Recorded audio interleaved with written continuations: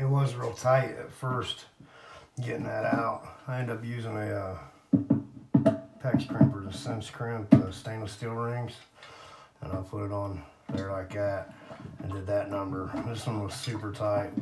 They normally are tight a little bit, but not as bad as this one was. The piece that was, yeah, I took it apart obviously a little bit.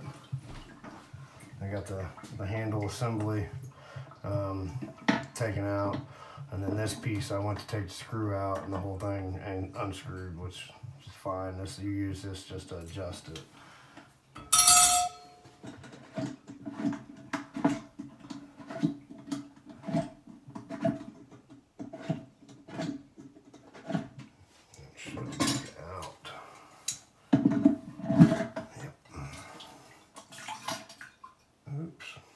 Supposed to lose that in there, so that's it. I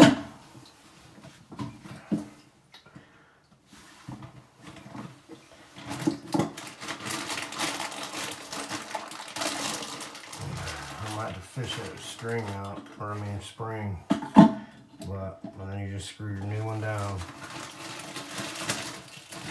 Once you get this tight, then you put your screw this down on there, and you'll want it to barely, I mean, be able to fit a credit card in between it and the lever assembly. So, you know, it'll be really close once you anchor this piece. You know, take this all the way down to the bottom, then anchor this piece, and then slide it up, then put your screw in, and then you're done. So they're not too hateful. Now this one does come with a couple extra pieces. These two pieces, this one is for your fill valve. You disconnect your water line and put that up into it. And this one should be either this here or the side. Yeah, so that's our new piece. It's like a little vacuum breaker. It prevents water from, or I'm pretty sure that's what it does. So when the old one goes bad, it'll spit water out of there. So there's that.